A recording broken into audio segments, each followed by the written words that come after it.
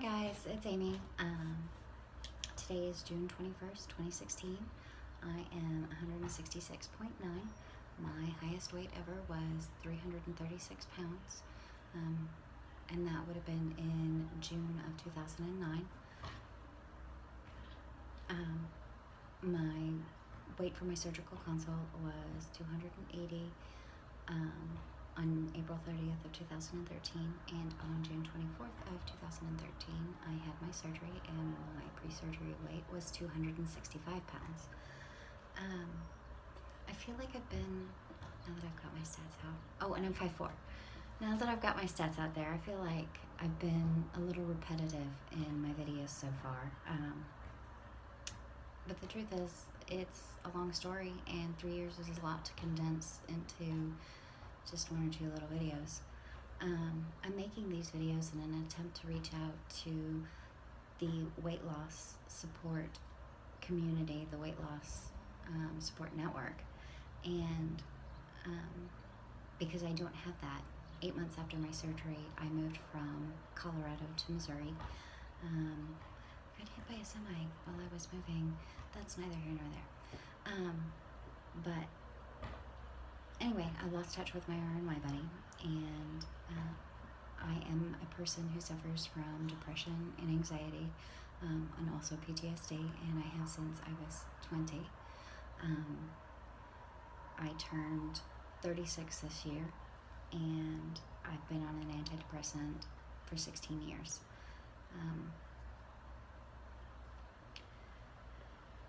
It is really hard to talk about mental health. My dosage hasn't changed since 2009, but I started getting really depressed around January of this year. And by really depressed, I mean I was suicidal. I was thinking terrible thoughts. I was thinking about how much better the world would be without me in it, and those sorts of things. And I realized that I needed to get help.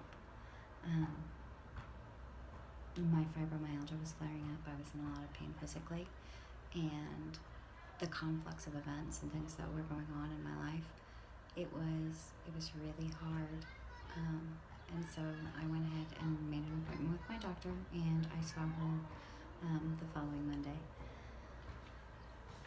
I also knew that I needed to step on a scale. I had been afraid to step on a scale, but I knew that I needed to because my size 10 pants were getting hard to button up, and I couldn't put on my 7/8s or even the 5/6s at all. Like, not even, I couldn't even think about putting on the 5/6s. I felt like a failure, like I was disappointing myself and my friends and my family by having regained weight, and I didn't want to step on the scale and have that confirmed. I know probably some of you are thinking, oh no, a size 10? I would kill to be a size 10 girlfriend. And 3 years ago I probably would have been thinking the same thing. But knowing that I got down to a 5'6", that I got down to 138 pounds, it makes a difference in how you see yourself. Before I had gastric bypass, I was never able to be successful at a diet or sticking to a diet, or being honest with myself about whether or not I was sticking to a diet. I lost weight between my surgery consult and my day of surgery only because my entire freaking life blew up.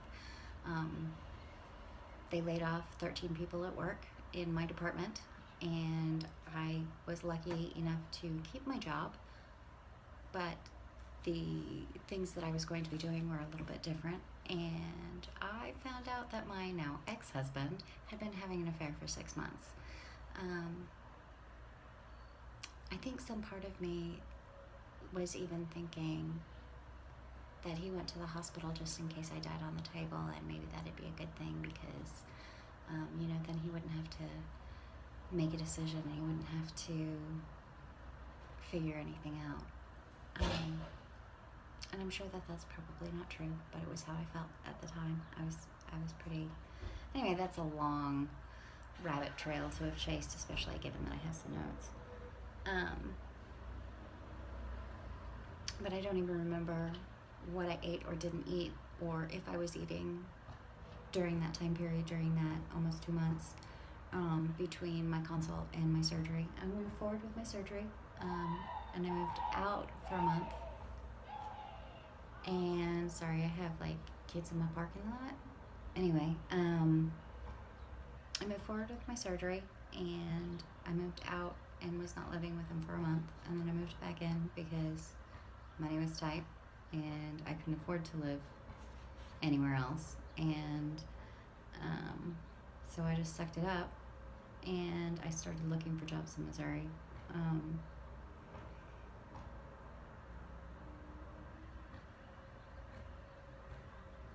I finally gave up on my marriage, and I left in March of 2014. He was still, in March of 2014, he was still in the same place that he'd been in emotionally in April of 2013, in terms of saying the same things like, I don't know what I want, I don't know who I am, I think I'm having a midlife crisis, blah, blah, blah, blah, you know.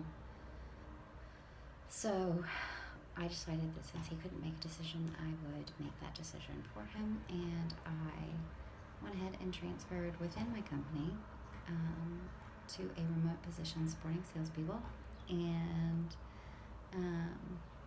moved back to Missouri. But in doing that, I lost access to my dietitian and my surgeon and my only RNY buddy. But I was keeping up with my protein shakes, and I was keeping up with my water tracking and taking my bariatric vitamins and my calcium, and I was doing really well with all of that. I was still either losing or maintaining within a pound or two. And then I lost my job. My company that I had been with for 7 years laid off over 100 employees at the same time, and it was pretty much anybody who was in a remote position. And that was Black Friday, actually. So the day after Thanksgiving, they laid everybody off in 2014. Money was super tight. It got really, really super tight, really super fast.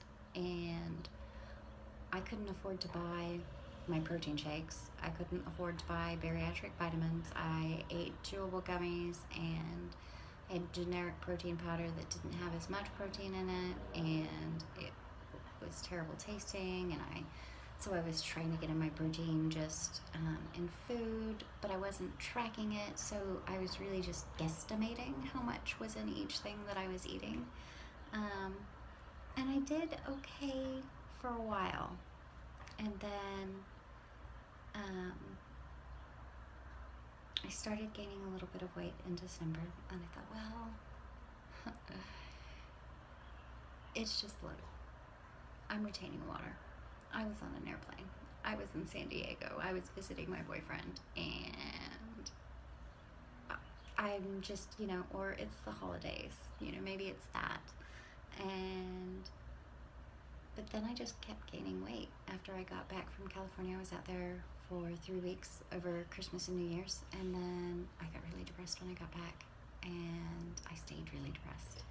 And I had a couple of things that just pushed me over the edge, and as I said, I went to my doctor, and she doubled my dosage of antidepressants. She said that I probably hadn't been absorbing my vitamins, or not my vitamins, but my antidepressants, that I probably hadn't been absorbing the right dosage for a while due to my gastric bypass.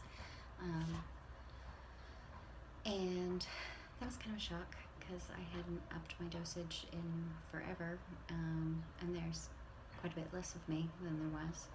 But she also pointed out that I had gained 40 pounds since I had established care with her, that I was 180 pounds, and that I needed to start thinking about my life choices. Not to make me more depressed than I already was, because there I was sobbing in my doctor's office with, tears and snot, and I am an ugly crier. I am an ugly crier, and it was terrible. And she's like, and by the way, you're fat too. So, I mean, she didn't say it like that, but that was how my brain interpreted it. And I cried over that. I cried in the office. I cried in the car on the way home. I started Googling revision surgery and checking to see if I was a candidate, and I spent 2 weeks throwing myself the biggest poor baby pity party I have ever thrown in my life. I did not throw this much of a pity party when I found out that my ex-husband was cheating on me. I did not throw this much of a pity party when I got divorced the first time from an abusive relationship. But this gave me a huge pity party, poor baby. Oh, this is so terrible, life is so terrible, the universe stinks, everything is awful kind of pity party. And my boyfriend had been planning to come out, and it just so happened that he came out to visit. He was coming out for his birthday, and so he was out here for 2 weeks, and he really encouraged me. Just being around him encourages me. He's so sweet and so kind, and he's so good to me. And I love him so much. He's wonderful. Anyway, so he came out to see me, he encouraged me, and I started actually examining my eating habits, my water intake, and my activity level, and logging my food. And I was doing that in MyFitnessPal, and I did that for a couple of weeks. And boy, that was a wake-up call. I was only hitting about 2,500 steps a day. I was tracking it on my phone. So, and I know that I don't carry my phone with me everywhere, so it's possible that I hit more than that, but there were some days where I had like 1,100 steps, and that was it. Let's be real. That's not enough. And I was lucky to get in about 30 grams of protein, and I know that I need to get in at least 60. So I realized that I was snacking on carbs and sneaking in sugars again.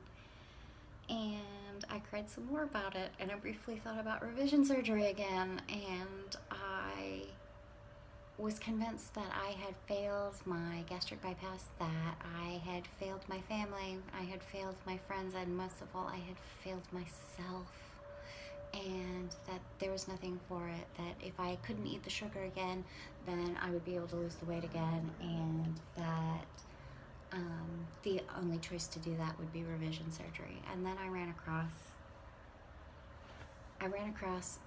Nirvana, of Experiencing Nirvana. I ran across her channel, and I watched her plus size lifting video, and I abruptly realized that I was a pathetic mess, and that I was complaining about shit that I could change, that I had the power to do it, and that here I was sitting here and whining about having gained weight and continuing to gain weight, and I wasn't doing any of the things that I was supposed to be doing. I wasn't getting enough water in, I wasn't getting enough protein, and I wasn't exercising.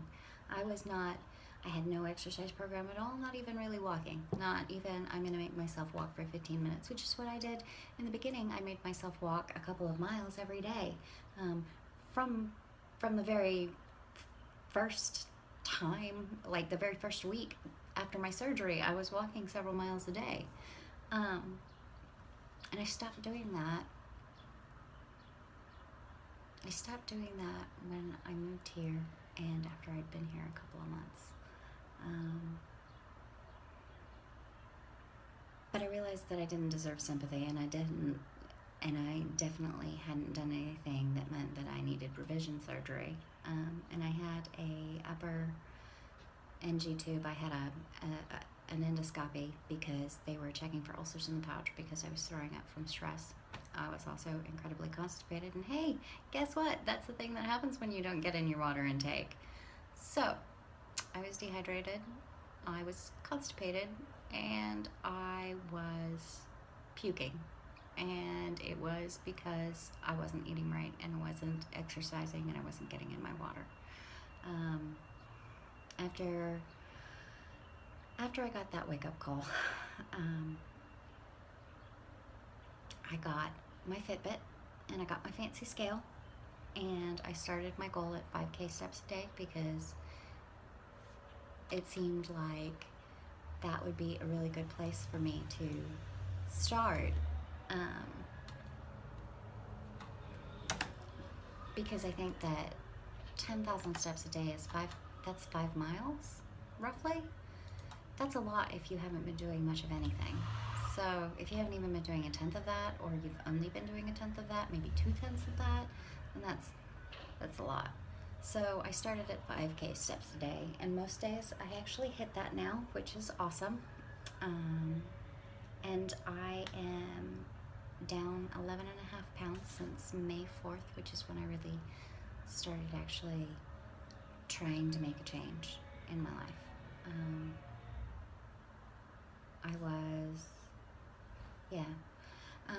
My next step is joining a gym and starting a weight training program. I am not doing that this week, but I will do that. I will start that probably next week, depending on where my payday falls, because I took in a stray cat and she's skinny and possibly pregnant. She needs to get fixed. She needs to be tested for FIV. She's got a mouthful of broken teeth. I've had one small vet visit, but we didn't get any of the blood work done, and I'm pretty sure she's either pregnant or in heat because she's singing the sad song of her people and rushing for doors and rolling around on the floor. You know, typically cat in heat. Anyway, it's not fun. But I can't just put her outside because the vet said she wouldn't be able to eat anything that she caught because she's got a mouthful of broken teeth and somebody abused her. So anyway,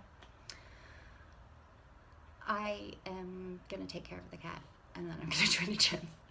And I should have been doing it all along. I should have been doing it while I was in Colorado. I should have been doing it right after I moved here. And I had a million and one excuses as to why I wasn't doing it, why I wasn't being the person that I wanted to be. I have a rowing machine, and I work out on that. I'm still not very good at it. It's really hard, and I'm working on that. And I know that this has been a really exceptionally long video, like twice the length of normal, but I wanted to be real with you, and I wanted to share some of my journey and share this with people who might be experiencing the same struggles, or some of the same struggles, or all of the same struggles. That I want you to know that you are not alone, and we can do this. And there will be days where you don't feel like doing it, but you can. And thank you for watching, and thank you, Nirvana. You may never see this or hear this, but thank you for pulling me out of my pity party. We've never met, we've never talked, but you've touched my life all the same, and I thank you for that. Until next time.